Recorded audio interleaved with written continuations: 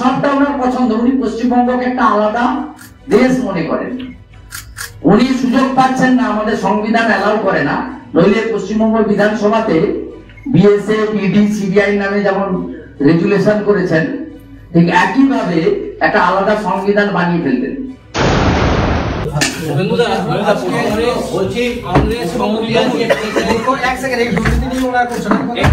কংগ্রেস এবং তৃণমূল উভয় তরফে দাবি করা হচ্ছে আপনি অসংসদীয় মন্তব্য করেছেন রাহুল গান্ধী নিয়ে। হ্যালো, কি অসংসদীয় বক্তব্যটা কি বলবেন তো? আপনি বলুন, যারা অভিযোগ করেছেন আপনার কাছে, সেই অভিযোগটা আপনি আমাকে বলবেন। না না, কি টুইটার করি ভাইরাল হয়েছে উনুনে নাকি কয়লা, স্টোভে কয়লা পাওয়া যায়, আপনি বলছেন। তা আমি বোকা বলেছি, ক্ষতি কি হয়েছে? উনি সম্মানীয় জাতীয় নেতা বলে নিজেকে দাবি করেন, এতদিনের সাংসদ, নিশ্চয়ই নেতা। তিনি বলছেন সকালবেলা উঠে আমরা কি করি, আমরা স্টোভের উপরে কয়লা দিয়ে চা বানাই। এটা কি বলে? এই কথাটা কি বুদ্ধিমানের কথা, না বাস্তবসম্মত কথা, না বোকাদের কথা? বোকার মতো কথা বলেছে, সেটাই বলেছি, বোকা বলে। সঙ্গে কোনো অশালীন অসংসদীয় নই। এখানে আমাদের চলতি শব্দে বোকাটাকে যে ভাষায় বলে আমাদের পশ্চিমবঙ্গে, সেই শব্দ প্রয়োগ হয়েছে। এতে কোনো ব্যক্তিগত আক্রমণও নেই, কোনো অসংসদীয় বক্তব্য নেই। উনাকে এগুলো ঠিকঠাক করতে হবে। উনার অনেকদিন হয়ে গেল, উনি অনেক দিনের সাংসদ, অনেক বয়সও হয়ে গেল, আমার সমানই প্রায় বয়স, 54 বছর। তা উনাকে ঠিকঠাক করতে হবে।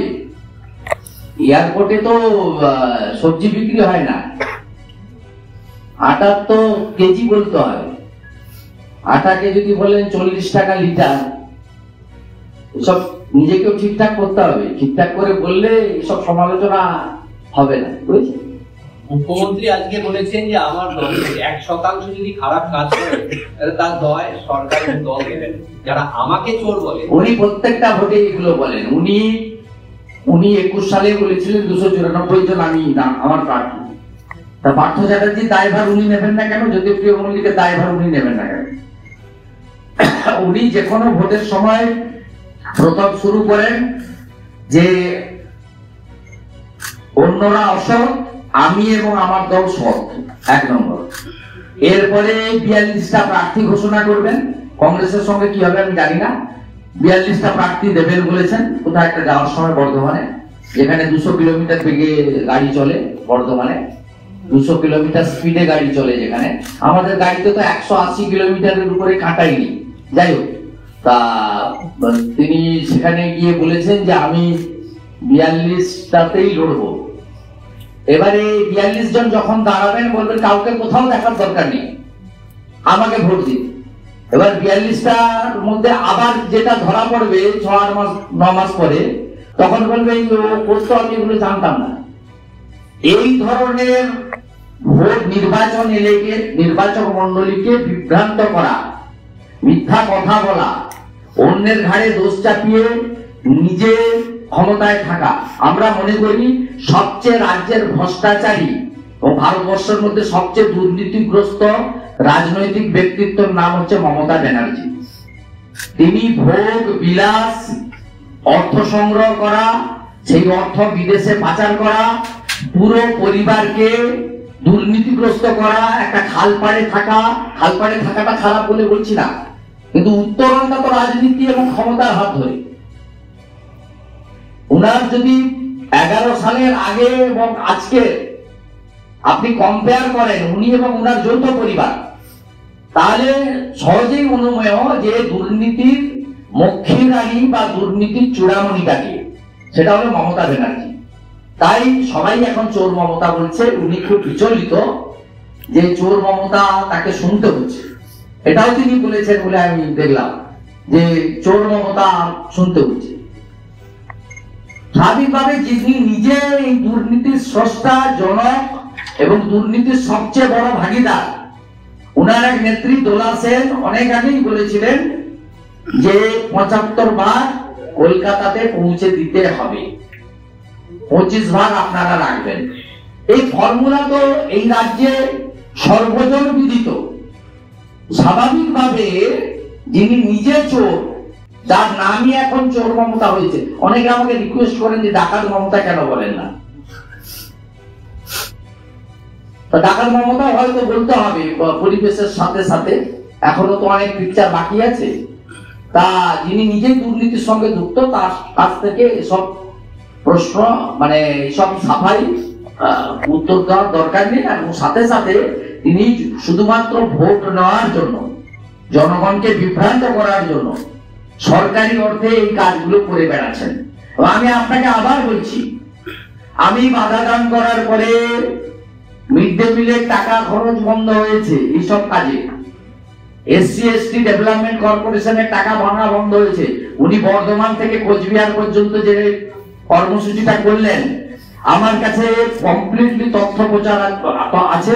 স্বচ্ছ ভারত অভিযানের অর্থ থেকে ডিএমরা করাচ্ছেন, প্যান্ডেল, গাড়ি, অ্যারেঞ্জমেন্ট, সমস্ত অর্থ ভারত সরকারের স্বচ্ছ ভারত অভিযানের অর্থ থেকে miss appropriation of the fund করে আবার একটা দুর্নীতি তিনি করতে বেরিয়েছেন এসব করতে জেলায় জেলায়। উনি বলছেন এগুলো সব নাটক বিজেপি করছে, কারণ ওরা ফোন করে করে বলছে হয় আমাদের সঙ্গে আসো, তাহলে ইডি সিবিআই পাঠিয়ে দেবে। বিজেপি করছে না না, বিজেপি কোনটা করছে বলুন? পশ্চিমবঙ্গে যে স্ক্যাম গুলো ইনভেস্টিগেশন করছেন, পঞ্জি স্ক্যাম থেকে শুরু করে যদি 10-12 বছরের হিসাব করেন, পরবর্তীকালে কোল কাউ স্মাগলিং থেকে শুরু করে লেটেস্ট ফুড স্ক্যাম থেকে শুরু করে মিউনিসিপাল রিক্রুটমেন্ট স্ক্যাম, আপনি বলুন কোন স্ক্যাম গুলো কেন্দ্রীয় সরকার ডাইরেক্ট ইনভেস্টিগেশনের অর্ডার দিয়েছে। ভারত সরকার সম্প্রতি এই রাজ্যে, এবং এই রাজ্যে শুধু নয়, মাইনরিটি স্কলারশিপ স্ক্যামকে সিবিআই হাতে তুলে দিয়েছেন মাননীয় মন্ত্রী শ্রীমতী স্মৃতি ইরানি মহোদয়া। এতে ভারতবর্ষের 15টা রাজ্যে এই ধরনের স্ক্যাম হয়েছে, ইনক্লুডিং ওয়েস্ট বেঙ্গল। আর মিড ডে মিলের ক্ষেত্রে আমার বিরোধী দলনেতা হিসেবে দেওয়া তথ্য প্রমাণ অভিযোগের ভিত্তিতে যে টিম এসেছিল, সেই টিমের রেকমেন্ডেশনে ক্যাগের অডিট রিপোর্ট এবং জয়েন্ট ইন্সপেকশন টিমের জেআরএম এর রেকমেন্ডেশনে সিবিআই কে দেওয়া হয়েছে প্রাথমিক তদন্ত করার জন্য। এই দুটো বিষয় ছাড়া সমস্ত স্ক্যাম এবং যারা ভিতরে জেলের ভিতরে আছে সমস্ত আপনার কোর্ট মনিটরিং এবং কোর্টের হস্তক্ষেপ হয়েছে। উনি কয়েকশো কোটি টাকা জনগণের ক্ষতি করে দামি দামি ব্যারিস্টার নামিয়েছিলেন। সুপ্রিম কোর্টও এগুলো প্রায় রিজেক্ট করেছে, মিউনিসিপাল রিক্রুটমেন্ট স্ক্যাম সহ। শীতলকুচির প্রসঙ্গে বিএসএফ কে নিশানা করছেন মুখ্যমন্ত্রী, কিন্তু এই যে শাহজাহানকে এখনো পর্যন্ত পুলিশ গ্রেফতার করতে পারেনি, সে বিষয়ে মুখ্যমন্ত্রী কিছু বলছেন না। এবং আজকে যখন ব্যারাকপুরে দেখা গেছে বিরোধীরা আইন শৃঙ্খলার বিরুদ্ধে গিয়ে যেরকম ভাবে তারা অবরোধ করেছেন, বিক্ষোভ করছেন, সেখানে লাঠিচার্জ করা হচ্ছে। গণতন্ত্র কোথায়? প্রথমত বলি, শাহজাহান পুলিশের সংরক্ষণে আছে, এটা মমতা ব্যানার্জি নিজে জানেন। কারণ শাহজাহানদের মমতা ব্যানার্জির খুব দরকার। আগামী লোকসভা নির্বাচনে বসিরহাটের বৈতরণী পার করতে গেলে শাহজাহানকে একান্ত ভাবেই তার লাগবে। তিনি তার পদ বাঁচানো, তার রাজনৈতিক যে শ্রীবৃদ্ধি বা অস্তিত্ব টিকিয়ে রাখার জন্যই এই ধরনের লুম্পেন মাফিয়া ছোট ছোট ডন তৈরি করেছেন এবং পুলিশকে দিয়ে তাদেরকে আড়াল করে সংরক্ষিত করে রেখেছেন। তাই শাহজাহানের বিষয়ে আপনি মুখ্যমন্ত্রীর মুখ থেকে একটাও বাক্য শব্দ পাবেন না। আর দ্বিতীয়ত, ব্যারাকপুরের ঘটনায় আমাদের লোকেরা কেউ অবরোধ বিক্ষোভ করতে যায়নি। শান্তিপূর্ণভাবে আগে থেকে জানানো আইন অমান্য কর্মসূচি ছিল। আইন অমান্য, রাজনৈতিক আইন অমান্য কর্মসূচিতে প্রথম ব্যারিকেড ভাঙতে দেওয়া হয়, সেটা আমাদের লোকেরা ভেঙেছে under the leadership of state president and district president. পরবর্তী যখন থাকে সেখানে এখন যাতে ক্যাজুয়ালিটি না হয় সেজন্য জল কামানের ব্যবস্থা গোটা দেশেই আছে। সেই জল কামান দিয়ে ডিসবার্স করে দেওয়া হয়েছে। আনপ্রভোকড মব ছিল, অতএব ওখানে কেউ অবরোধ করেনি, ওয়ান সাইডেড হয়েছে। এবং এটা ওখানকার পুলিশ কমিশনারেট করছে যাতে ভারতীয় জনতা পার্টির পক্ষে লোকজন, কর্মী সমর্থকরা না নামেন, ভয় পেয়ে যান। আর এটাকে কেন্দ্র করে আরেকটা মামলা হবে। ঋত্বিক পালেদের যেমন 15-20 দিন আটকে রাখা হয়েছিল, সেখানেও ভারতীয় জনতা পার্টির ইম্পর্টেন্ট ওয়ার্কার্স, লিডার্সদেরকে কিছুদিন জেল খাটাবেন। কিন্তু তাতে ভারতীয় জনতা পার্টির মাথা নতও হবে না, ভীত আতঙ্কিত নয়। ঋত্বিক পালরা যেভাবে আপনার মাথা উঁচু করে বেরিয়ে এসেছে, এই অগ্নিশ্বর নস্কর ডায়মন্ড হারবারের যে জিএস, তাকে পুলিশ পিসিতে থাকাকালীন রাত্রে 2টো পর্যন্ত ইম্পর্টেন্ট পুলিশ অফিসাররা তাকে বসিয়ে রেখে বলেছে তুমি জয়েন করো, তুমি জয়েন করো ভাইপোর টিমে, তোমার সব ঠিক হয়ে যাবে। মাথা নত করার লোক আমাদের লোকরা নয়। আমাদের লোকরা অত্যন্ত টেস্টেড এবং ট্রাস্টেড লোক। তারা এই অপশাসন এবং এই পরিবারের হাত থেকে বাংলাকে মুক্তি দেওয়ার জন্য আত্মবলিদান পর্যন্ত তার জন্য প্রস্তুত আছে। মুখ্যমন্ত্রী বললেন কাকা হবে না, যাদের আধার কার্ড আছে তারাই নাগরিক। বিএসএফ যদি কোনো কার্ড দেয় নেবেন না, এখানে সিএ করতে দেব না, কি বলবেন সিএ এর বিষয়ে? ওটাকে করতে হবে না। ফেব্রুয়ারি মাসে প্রথম দিকে নয়, একটু শেষের দিকে সিএ ইমপ্লিমেন্টেশন হয়ে যাবে। এবং যেটুকু আমার কাছে খবর আছে, কাল শান্তনু ভাইও বলেছেন, তাতে সেন্ট্রাল গভর্নমেন্ট ডাইরেক্ট এনলিস্টমেন্ট করার জন্য সুযোগ দেবে। অর্থাৎ মমতা ব্যানার্জি এই ফালতু কথা কেউ শুনবে না। প্রথমত সিএ এর সঙ্গে এনআরসির কোনো সম্পর্ক নেই। এখানে আধার কার্ড, অমুক কার্ড কিছু বিষয় নয়। বিষয়টা হচ্ছে দেশ ভাগের বিভীষিকাময় যন্ত্রণা নিয়ে যারা ধর্মীয় উৎপীড়নের কারণে পালিয়ে এসেছেন, আমাদের এখানে মূলত বাংলাদেশ থেকে এসেছেন, তারা সম নাগরিকত্বের মর্যাদা চাইছেন। মমতা ব্যানার্জি একদিকে সিএ এর নাম পরিবর্তন করে এনআরসি, সংখ্যালঘু তাড়াবে, মুসলমান তাড়াবে, এসব করে 21-এর ভোট নিয়েছেন বাজার গরম করে। মাননীয় অমিত শাহজি, যিনি এই আইনের স্রষ্টা, তিনি ক্যাটেগরিক্যালি 2022-এর জলপাইগুড়ির শিলিগুড়ির মিটিং থেকে শুরু করে লাস্ট মিটিংয়েও বলে গেছেন যে তিনি এটাতে কারো নাগরিকত্ব কেড়ে নেওয়ার আইন নয়, এটাতে নাগরিকত্ব, সম নাগরিকত্ব দেওয়ার আইন। সমস্যাটা কোথায়? কেপি ঠাকুররা 1945 থেকে কেন এটা নিয়ে লড়ছেন? এটা নিয়ে নমশূদ্র রাজবংশীদের কেন লড়াই? কলকাতার আশেপাশে থাকা বাঙালি উদ্বাস্তুদের কেন এটা নিয়ে লড়াই?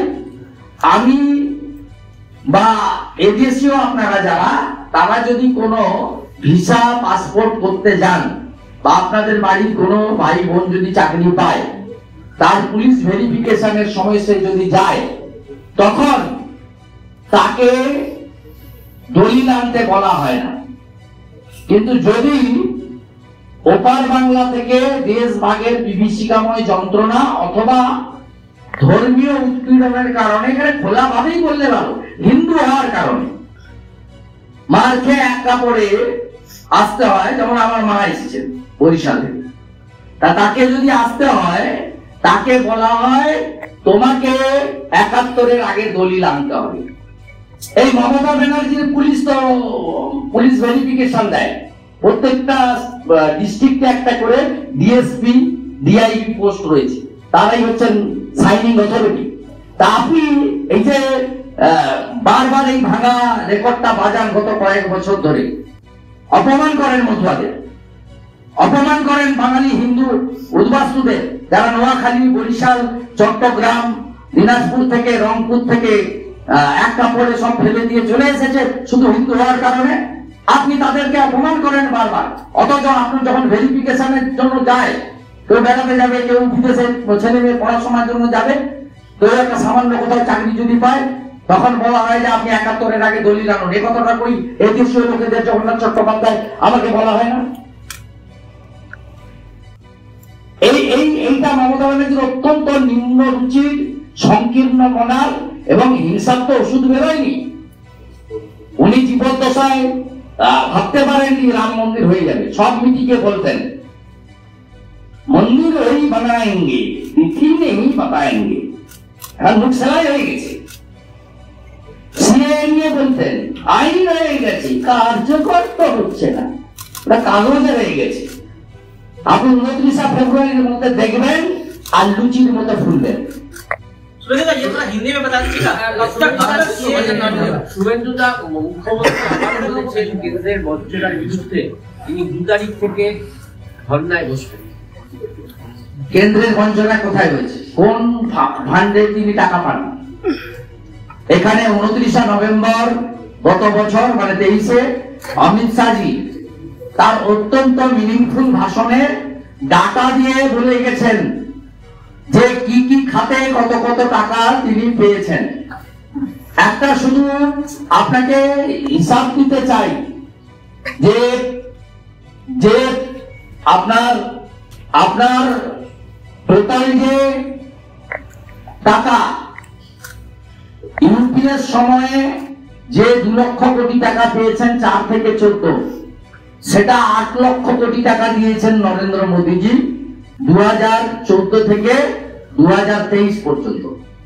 আপনি আমাকে একটা পয়েন্ট বলুন তো, একটা প্রধানমন্ত্রী আবাস যোজনা, মনরেগা, স্বচ্ছ Bharat mission, mid day meal, প্রধানমন্ত্রী গ্রাম সড়ক যোজনা, আপনি আমাকে একটা পয়েন্ট বলুন, একটা শুধু বলুন যে টাকার কি হয়েছে। আমি আপনাকে দুটো শুধু বলে দিচ্ছি, দুটো ইম্পর্টেন্ট। একটা হচ্ছে মানরেগা, 4 থেকে 14 মানরেগাতে টাকা দিয়েছে ডক্টর মনমোহন সিং এর ইউপিএ 1 এবং ইউপিএ 2 14,000 কোটি সামথিং, 14,000 কোটি প্লাস। 2014 থেকে 2022 পর্যন্ত, ডিসেম্বর 23-এর টাকা পাননি পর্যন্ত, ভারত সরকার নরেন্দ্র মোদীজির নেতৃত্বে মানরেগায় টাকা দিয়েছে 54,000 কোটি টাকা। দ্বিতীয় উদাহরণ আবাস যোজনা, ইউপিএ 1, ইউপিএ 2, যে ইউপিএ 2-তে আপনি 3 বছর সরকারে ছিলেন, 9 থেকে 12, আবাস যোজনায় আপনি পেয়েছেন 4,600 কোটি টাকা। 2014 থেকে 2023-এর 31 মার্চ পর্যন্ত নরেন্দ্র মোদীজির এনডিএ সরকার 40 লক্ষ বাড়ি তৈরি হয়েছে, 30,000 কোটি টাকা আপনাকে দিয়েছে। আপনি ক্যালামিটি রিলিফ ফান্ড, আপনি জিএসটি, ভারতবর্ষের মধ্যে 2টো রাজ্য জিএসটির অডিট দেয়নি। অডিট রিপোর্ট না দিলে জিএসটি কত সালে চালু হয়েছে? 17 সালে। অনলি 2 স্টেট যারা অডিট রিপোর্ট জমা দেয়নি, তা সত্ত্বেও 90% টাকা এজেন্সন করে এটা আদায় হতে পারে, এই ক্যালকুলেশনের উপরে অনারেবল ফাইন্যান্স মিনিস্টার নির্মলা সীতারামনজি টাকা দিয়েছেন। 1 কেরালা, 2 ওয়েস্ট বেঙ্গল। আপনাকে কোন সেক্টরে আপনি 2020-এর আমফান 3750 কোটি টাকা নরেন্দ্র মোদীজি দিয়েছে ক্যালামিটি রিলিফ ফান্ডের বাইরে গিয়ে স্পেশাল গ্র্যান্ট। বসিরহাটে এসে 1000 কোটি টাকা পরের দিন পাঠিয়ে দিয়েছেন। আপনার 21-এ ফণীতে এখানে এমন কিছু ড্যামেজ হয়নি, মিনিমাম, ম্যাক্সিমাম ড্যামেজ উড়িষ্যায় হয়েছে, তাতেও আপনাকে 500 CR অ্যাডিশনাল গ্র্যান্ট আপনাকে দিয়েছে। কোন জায়গায় ভারত সরকার বঞ্চিত করেছে জায়গাটা আপনাকে বলতে হবে। আপনি আবাস যোজনার যে টিম ইনকোয়ারি করেছে তার রিপোর্টকে রেকটিফাই করুন, গোয়ালঘরকে বাদ দিন, পাকাবাড়িকে বাদ দিন। যিনি একবার কোনো না কোনো বেনিফিট পেয়েছেন, আইওআই পেয়েছেন, আগের যোজনা পেয়েছেন, আপনি যে 19 পয়েন্ট যে ক্রাইটেরিয়া আছে তার ভাইলেশন থেকে বার করে দেন, ফ্রেশ তালিকা পাঠান, এক্ষুনি পাবেন। বারে বারে বলেছে আমাদের সংশ্লিষ্ট মন্ত্রী এবং রাষ্ট্রমন্ত্রীরা। সেকেন্ড থিং, মানরেগা নিয়ে এখন ভারত সরকারেরও কিছু করার আছে বলে আমি মনে করি না। আমি on behalf of West Bengal people আমি পিল করেছিলাম public interest litigation. Honourable chief জাস্টিসের ভার্ডিক্ট আপনারা পেয়েছেন 10 দিন আগে। সেই ভার্ডিক্টে তিনি 4 জনের কমিটি করে দিয়েছেন। One representative from concerning department, Government of India.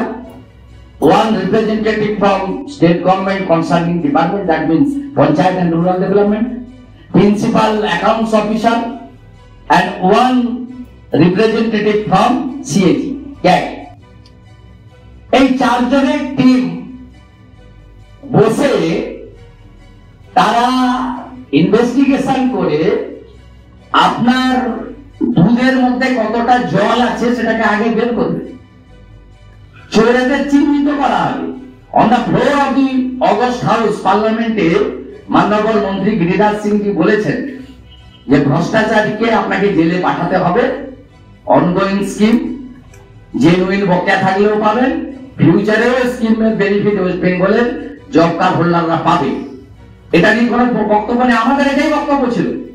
Genuine job card হোল্ডারদেরকে আলাদা করুন, আর ফেক মেটেরিয়াল সাপ্লায়ার আর ফেক জব কার্ড হোল্ডারদেরকে আলাদা করুন। এবং যে সুদভোগ তারা চুরি করেছে, আমি নিজে তথ্য দিয়ে কোর্টে বলেছি 7,229 কোটি টাকা আমি আমার প্রান্ত ক্যাগেল লোক নই, আমার যা as a leader of opposition source ইত্যাদি সব মিলিয়ে আমাকে কিছু WBCS হেল্প করেছেন, কিছু সৎ নির্মাণ সহায়ক হেল্প করেছেন, কিছু NGO হেল্প করেছেন, কিছু genuine job card holder help করেছেন, আমার পার্টি হেল্প করেছে ব্যাক অফিস থেকে দিয়ে। আমি নিজে বলেছি আমার এই অতএব মানরেগা নিয়ে উনি যতই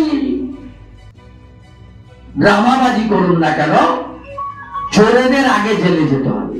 জেনুইন লোককে আমি ডিসেম্বর জানুয়ারি 2 মাসে 40-এর বেশি কার্যক্রম করেছি গ্রামে গ্রামে গিয়ে। স্টার্টেড ফ্রম আলিপুরদুয়ার, একদম সুন্দরবনের জয়নগর থেকে পুরুলিয়ার আপনার কাশীপুর জয়পুর এ পর্যন্ত, আপনার ঝালদা পর্যন্ত।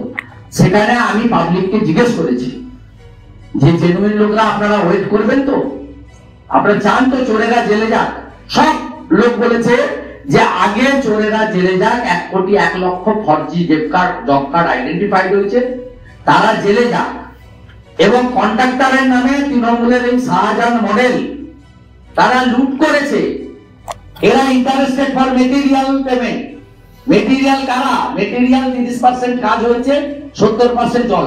একা গণেশ মন্ডল বলে একটা কুলতলি এমএলএ রয়েছে তৃণমূলের, তার মার নাম মৌরিবালা মন্ডল, মহিপিট গ্রাম পঞ্চায়েত, সে একা 75 কোটি টাকা তুলে নিয়েছে। IBS এর কোনো বাগান হয়নি, কোথাও কোনো বাগানের চিহ্ন পর্যন্ত নেই। ম্যানগ্রোভ লাগানোর স্কিম পুরো আপনার IBS এর গাই গরু কোথাও গরু কিনে দেয়নি। কি করেছে এই 4 জনের এলে, এবং মুখ্যমন্ত্রী নিজের সঙ্গে যুক্ত চুরির সঙ্গে। কারণ যখন মুখ্যমন্ত্রীর অ্যাডভাইসার ছিলেন আজকের পঞ্চায়েত মন্ত্রী প্রদীপ মজুমদার, তিনি হর্টিকালচার কর্পোরেশনের চেয়ারম্যান ছিলেন। হর্টিকালচার কর্পোরেশন এই রাজ্যের একটি STU, মানে পাবলিক আপনার স্টেট গভর্নমেন্ট আন্ডারটেকিং। সেখানকার এনলিস্টমেন্ট করিয়েছে বিনা টেন্ডারে কাজ সাপ্লাই করার। যে কাজ ফরেস্ট ডিপার্টমেন্ট জুলাই মাসে অরণ্য সপ্তাহের জন্য পারচেজ করেছে, যে আম গাছগুলোকে 18 টাকা করে, মানরেগাতে সেই আম গাছ পারচেজ হয়েছে 42 থেকে 50 টাকা। যে নারকেল গাছ 40 টাকা করে জেনারেল আপনার পারচেজ করে, আপনার কোস্টাল বেল্টে ওই লাইটনিং আটকানোর জন্য একটা স্কিম আছে, নারকেল গাছ লাগানো হয়। সেই নারকেল গাছ মানরেগাতে প্রদীপ মজুমদার, কৃষ্ণ কল্যাণী, এরা সব সাপ্লাই দিয়েছে 250 টাকা করে। অতএব মমতা ব্যানার্জির চোরেরা ব্যাগটা গুছিয়ে রাখুন। এদের সবার হালত পার্থ আর বালুর মতো। ज्यादा हिंदी में थोड़ा ইলেকশনের আগে ইলেকশন ঘোষণার আগে না, এটা আপনার জানার দরকার নেই তো। ভারতীয় জনতা পার্টি আর নরেন্দ্র মোদী ছিল বলে এই দুর্নীতিগুলো সামনে এসেছে, এবং এজেন্সি ইন্ডিপেন্ডেন্টলি কাজ করে বলে, পলিটিক্যাল কোনো প্রেসার থাকে না বলে আজকে শিক্ষা দপ্তর, রেশন দপ্তর, সব দপ্তর জেলে গেছে। শুধু তাই নয়, আমি অত্যন্ত আনন্দিত যে এই রাজ্যের একজন সম্মানীয় বিচারপতি অভিজিৎ গাঙ্গুলি, যাকে আমি বলে মনে করি যে তিনি মেধাযুক্ত বেকার যুবক যুবতীদের ত্রাতা, এবং পশ্চিমবঙ্গে তিনি নতুন নবজাগরণের একজন অগ্রদূত। তাকে বিপদে ফেলার জন্য যেভাবে রাজ্য সরকার এবং রাজ্য সরকারের ঘনিষ্ঠ একজন রাজনৈতিক ব্যক্তিত্ব তারা সুপ্রিম কোর্টে গেছিলেন, সেক্ষেত্রে ভারত সরকারের আমাদের সিনিয়র কাউন্সিলরা যেভাবে পশ্চিমবঙ্গকে দুর্নীতি মুক্ত করার জন্য লড়াই করেছেন, সবাই যেহেতু কোর্টের আপনার পুরো বিষয়টা মিডিয়ার মাধ্যমে এসেছে, সেটা আমরা দেখেছি। এটা সম্ভব হয়েছে নরেন্দ্র মোদীজির মতো ট্রান্সপারেন্ট, না খাউঙ্গা না খানে দুঙ্গা প্রাইম মিনিস্টার এবং তার সিস্টেম আছে বলে। নইলে কখনোই এই চোর দুর্নীতিগ্রস্তরা, দুর্নীতির বিরুদ্ধে লড়াই করা লোকেদেরকে, এদেরকে শেষ করে দিত। এদের ক্ষমতা ব্যবহার করে, এর আগেও করেছে, এখনো করার চেষ্টা করেছে। এটা কিন্তু অন্য কারোর দ্বারা সম্ভব হতো না।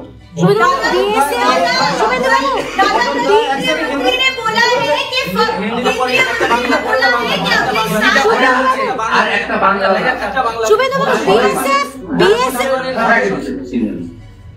অযোধ্যায় রাম মন্দির নির্মাণের পর কলকাতায় তৃণমূল কংগ্রেসের নেতা এবং কিছু বুদ্ধিজীবী রাম বিরোধী বক্তব্য রাখছে, দেখা যাচ্ছে সোশ্যাল মাধ্যমে সেটা প্রকাশ।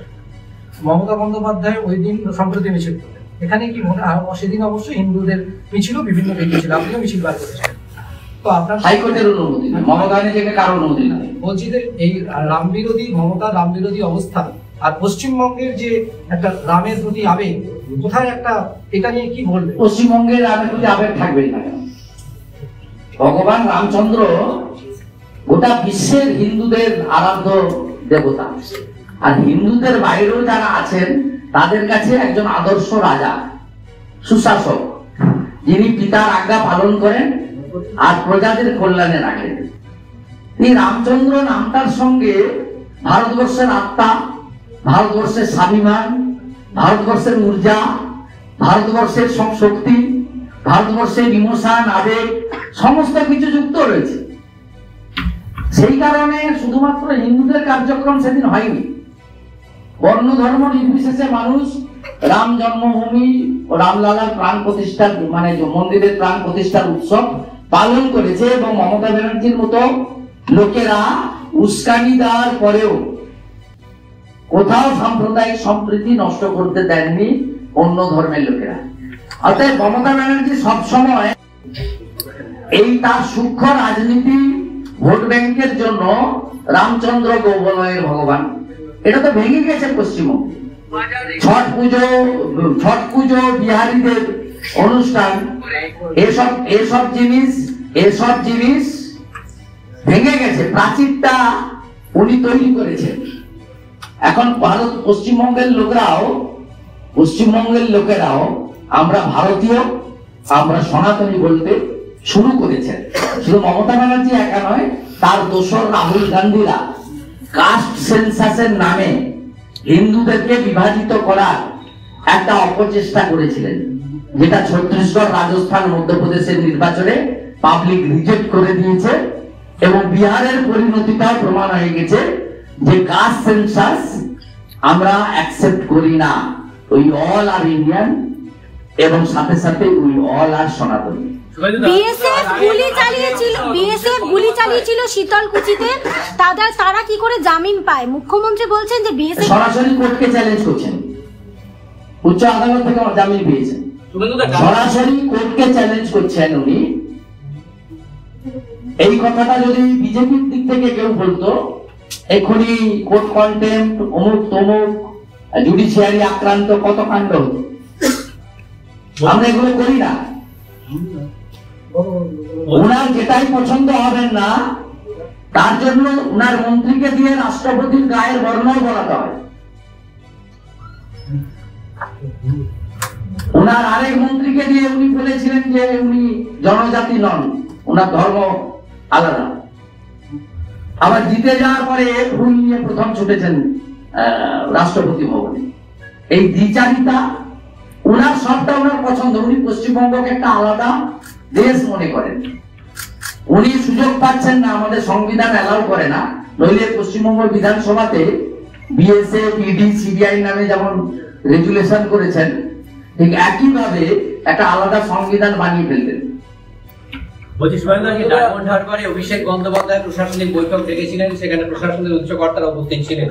এখন দুটো প্রশ্ন হচ্ছে, এক, এই প্রশাসনিক বৈঠক মুখ্যমন্ত্রী করে থাকেন, অভিষেক ব্যানার্জি কি সমান্তরাল গত বছর থেকে চালু করেছে, গত বছর চালু করেছে। আমরা আমার প্রশ্নটা হচ্ছে, অন্য সাংসদরা যদি প্রশাসনিক বৈঠক ডাকে তাহলে কি প্রশাসন একইভাবে রেসপন্স করবে? আপনারা কি মনে করেন? না, প্রশ্নই নেই। প্রথম কথা তো মমতা ব্যানার্জি এই পথের প্রতীক। তিনি কোচবিহারে প্রশাসনিক সভা করেছেন, বিজেপির এমপি ওখানকার, বিজেপির ম্যাক্সিমাম এমএলএ কোচবিহারে। তা দেখেছেন নাকি কাউকে? আমি শুরুতেই বলেছি আজকের প্রোগ্রাম লঞ্চ করতে গিয়ে, এটা কোনো পলিটিক্যাল পার্টি নয়। পশ্চিমবঙ্গ চালাচ্ছে একটা ব্যক্তি পরিবার, এবং এই পরিবারের মমতা ব্যানার্জি এবং তার উচ্ছিষ্ট খেয়ে বড় হওয়া তার ভাইপো অভিষেক ব্যানার্জি, এর বাইরে আর সব ল্যাম্প পোস্ট।